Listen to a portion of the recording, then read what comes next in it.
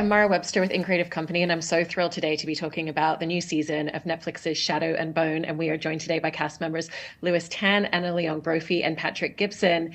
And Patrick, starting with you, you've built such a beautiful arc throughout this season with your character. When we meet him at the beginning, he's very much someone who's much more surface level. He's not even interested in Mel's name until he knows that he has a purpose. And then when we look at who he becomes by the end, he's got so many rich emotional textures and layers to him as a character through your performance. And I was interested in how you really approached building the gap between who he is at the beginning of episode one and then knowing that there's an entirely different version of this character by the end of the season, and really just finding this gradual nuanced build that takes him to that place. Oh, well, thank you. That's very sweet. Yeah, I mean, I think that was something that we definitely discussed. I was kind of, it's kind of a scary thing when you know that you're going to a place, but the person that he is at the beginning isn't quite that. Because as Sturmond, he's built this persona and he's got this armor kind of on him, and but I think a lot of that is to shield himself and to protect himself, because he's got to make some massive decisions, and he kind of has to have people fear him, so he has to like pretend to be this other thing. And I think the more he lets that armor go when he reveals himself as Nikolai, I think the fact that like his crew and everybody still accept him, and he realizes that he can lead without kind of having this like this kind of authority. Like he can do it through showing that he's like human, and he's also has like vulnerabilities and stuff. And yeah, it was such a joy to be able to do that and like just dig into who he was without all the bells and whistles. That's so wonderful. And coming over to you, Lewis, I really love when there's characters that have really rich juxtapositions within them, and you're playing someone who has no qualms about being very close. When we see him in fight sequences, he's one of the closest people to whatever they're up against in terms of like hand-to-hand combat. And there's such a softness to him and also a vulnerability to him at the same time. And, his absolute love of poetry really informing a lot of his language as a character as well. And so I was interested in how you worked to really make sure that you were fully tapping into both of these sides of who he is when he's shouldering responsibility for himself and people around him, and then that juxtaposed side of the quieter, smaller moments and the language of poetry, and how that really helped him shape for you. Yeah, for sure. I mean, that's a really great observation, and that was the thing that drew me to the character the most. I don't see that often on screen. I've never had a chance to play something like that, so I think that it's a really unique contrast. But also, as someone who's like studied martial arts my whole life, that is more of the theme of a real true martial artist. Those people that usually really study and really know how to defend themselves and how to fight are usually actually much more calmer in real life than you would think. It's not just like this aggro kind of like it's. So I think that it's kind of showing a real true martial artist in the best sense of he's a savage, he's a warrior, he has that in him, but he uses his mind and everything he's learned and his emotions to like control all those things. And I think that is a very well-rounded character, and I myself put a lot of work into doing similar things. I also, read a lot and study a lot to make myself a better person, right? So, at the same time that you're doing that, I'm also training martial arts and being hyper aggressive in the right way, So I think that it's a very beautiful dynamic when they're in sync together. And yeah, so it was a joy to play. Very good observation. I mean, off the back of that as well, I feel like for you, Anna, you've also got that wonderfully unique contrast in your character in terms of the fact that she also kind of knows that she really has to project herself in a certain way. And, she's got no qualms about projecting a version of herself that instills fear in other people and challenges people when they question her abilities or her confidence or whether a woman should even be carrying weapons. Mm-hmm. And then again, there's a very different side of her that's, got this great comedic sense of humor that the people close to her get to see. And so how did you approach finding those two different sides of who she is in combat, in protectiveness, and then who she is to her friends and people close to her? Yeah, I mean, I think so interesting. Yeah, she's hot-headed for sure, but she's always had, Toya to temper her basically, and so I think, but because they are both their own complex characters, I think when Tolya's not around, she does have that within her. It's just easy for her to lean on, if she goes, I'm going to go for it. She knows Sawyer always going to pull her back. But she does have that instinct as well. She does have that knowledge. She's just scrappy because of of how she's had to, she's had to kind of struggle to be who she is. And I think that often is an element of people who look tough on the outside, seem really tough, seem really ready to roll, are very often like super protective of the people that they love, really, really loyal, protecting a soft center, and I think that's something I can relate to because I may be a bit of a softie at heart, but I'm ready to roll. So I was able to bring some of that to Tamar, and representing for everybody who looks tough but has got a big heart. I think that's who you're working with Tamar. Absolutely, and Patrick, coming back to you as well, and kind of from some of what you were describing before with some of those shifts and changes in your character as he progresses, I was interested in how you went into action sequences later in the season, because at the beginning of the season, he's still in that space of kind of concealing who he is to people around him and that sense of bravado, and he really is coming at these sequences and these fight sequences from a place where he's allowing a lot more of those vulnerabilities to step into who he is, and it's a different type of protectiveness for people around him, and there's so many great character moments that we see in those sequences. And so what was the difference for you in terms of filming those sorts of scenes as the season progressed and as your character was progressing? Yeah, that's so true. I think, we had the stuff at the beginning on the Volboni with fighting Nietzsche Voya, and I mean, that was just so much fun. Like, you got like double pistols, and you're just like, it was so sweet. But it's really true. I think at the end, I think what Nikolai sort of starts realizing that he has to do, and kind of realizes that in order that there's like a strength in being able to rely on other people, and that it's okay. Like, he needs the people around him so much, like these guys, and like, there's a moment where Kaz gives him his cane, and he like accepts that, and I think that just that like willingness to be like, okay, I don't have to put on this brave face right now, like it's okay to need the support of other people around me, and that there's a strength in that. And yeah, I mean, and for all three of you as well, what's so great in watching so many of these ensemble scenes that the three of you are in together, along with so many of your other castmates throughout the season, is that every single time there's any sort of stunt work or fight choreography, it's telling us so much about every single character, but also the dynamic of this group together in the way that you all interact. And so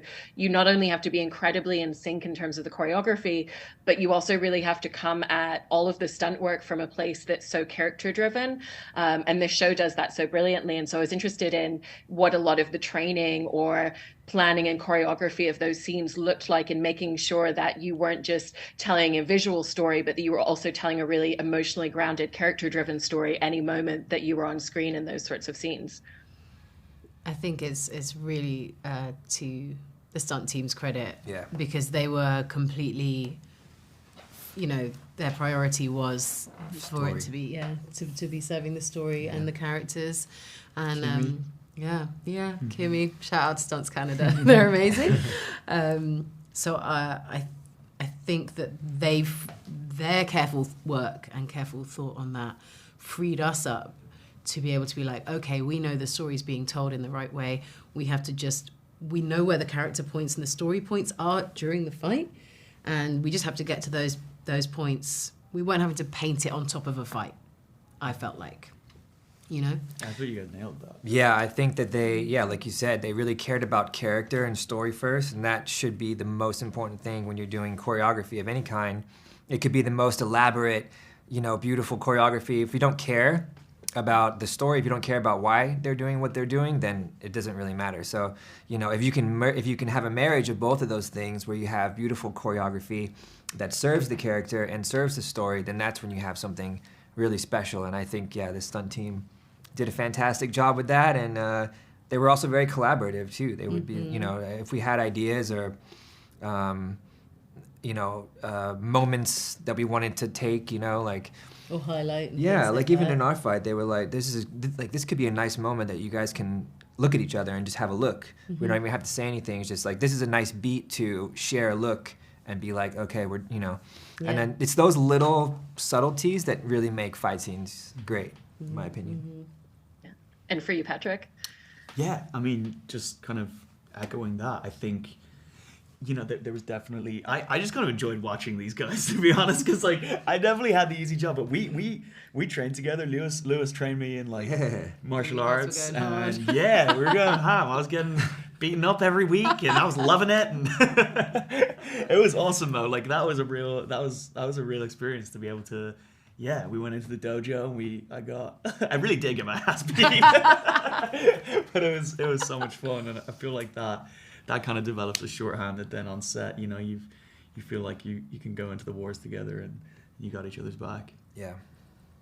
And Lewis, kind of going back to some of what you were describing in terms of the gentleness and the softness with your character as well, I really love those moments where whatever tension or chaos is existing around him, that he just kind of holds himself and is able to even just physically slow his heart down and completely escape from that void. And so I just wanted to ask a little bit about finding those particular moments and kind of how you wanted that to play out and how you really wanted to capture this sense of immense internal calmness with an external element in your performance. Yeah, thank you for noticing that. I think it's really interesting. Like, I think Tom Hardy, I'm going to butcher this, but Tom Hardy said something along the lines of like, once you've studied enough psychology, it's really hard to like hold a grudge and stay mad at someone. And I think that that's kind of interesting because Toya studies so much philosophy. He has so much, invested in his faith, in his beliefs, that he's in complete control of his emotions at the time. He's almost like, sometimes I feel like in my mind, I was thinking like, if we could all just get along, this would be so much easier. And I think, there's some of those moments where he's, in trouble and in danger, and instead of being instinctive, he's very, retrospective and analytical and takes his time and is calm, and like part of that is because he can control his heart rate, So I think that's something we all need to do sometimes, is just take a breath. If you just take a breath, maybe you wouldn't have been so responsive or so crazy. I mean, Tamar's the opposite, so they work very well off of each other. If we weren't twins and we came out as one person, they'd be like... I don't want to see what would happen if you told Tamar to take a breath. Just chill. Tell me what to do. And Anna, also for you, she's got such a wonderful language of protectiveness and care, and she's not necessarily going to say out loud, okay, like I've got you, I'm going to protect you, I'll do anything for you.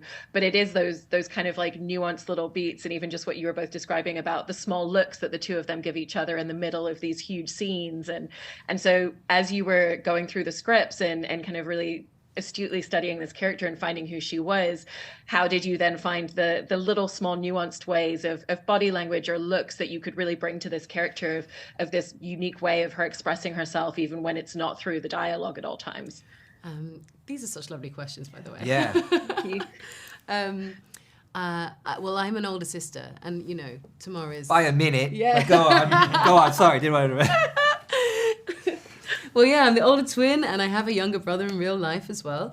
And I think that, and actually the dynamic is similar. Like, there was a lot of stuff in my own life that I could bring to the character, because you do, if I think, I'm speaking for my brother now, but, he is the calmer of the two of us, because I've always been the big sister who will step up and be like, I'm not going to let anything bad happen to my little brother. So, he gets to be a bit more of a thinker, and that helps me as well. So I think I was able to bring a lot of that sort of affection that I have for my brother and just transfer it straight onto my twin brother.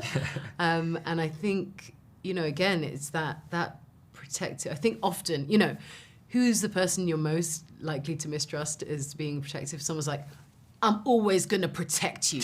Don't worry, I always got you. I'm thinking, I don't know. Mm-hmm. But someone who's just like really quietly, just like always there, like just a presence. And I think they have so much trust in themselves, and kind of giving myself over to this feeling of like, there's never a question, never a whisper of a question in my mind about how I feel about the people around me. It brings a huge amount of kind of clarity and focus to the character, because you don't have to question it. I know that's the situation.